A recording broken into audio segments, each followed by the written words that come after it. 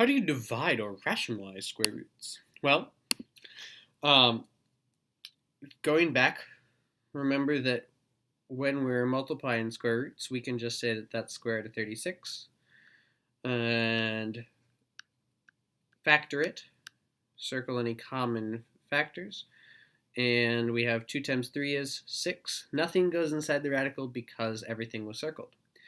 Here we say we have 5 times 10, 2 times 5, so there's a pair of 5s, so we get 5 square roots of 2. And here we have 19 times x to the 4th, x squared, and that's x, x. So there's 2 sets of x's, that's x squared. What's left over is 19, x squared times square root of 19. When we divide, the rule works the same. So we can say that this is the square root of 30 over 10, which is the square root of 3. So here you see square root of 18 over 2, that is square root of 9, and we can say square root of 9 is 3. Here we have 3 and 12.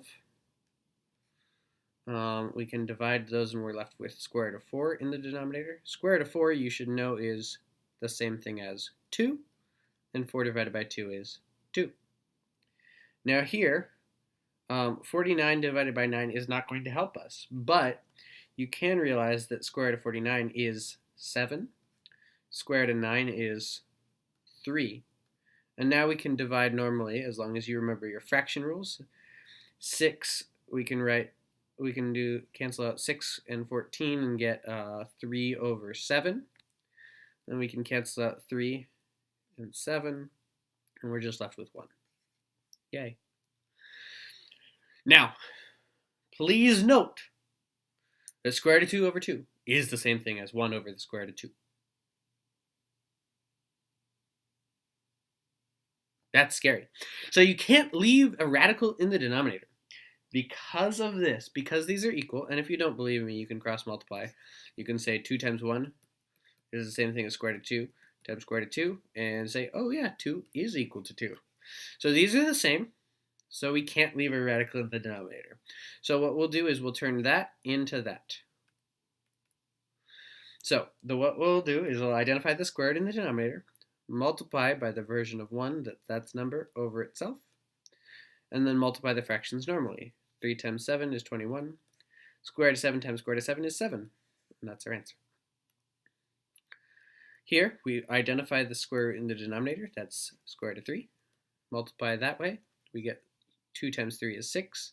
And square root of 3 times square root of 3 is 3. Here, let's simplify the denominator first. We can say that this is 3 square roots of 2m. If you're confused on that, this is 9 times 2m, and that's 3 times 2m. Now what we do is we take this and multiply by the radical in the denominator. So that becomes 5 times 2m is 10m, and in the denominator we get 3 times 2m, which is 6m.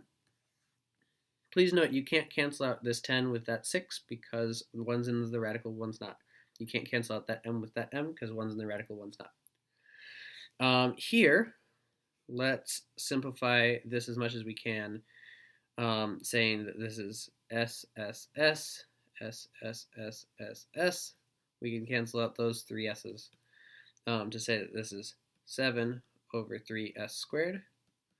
We can take s squared and say that that's, okay, square root of 7 over s times square root of 3. And now we can multiply by square root of 3 over square root of 3 to get square root of 21 over 3s. That's supposed to be an s. All right, thank you.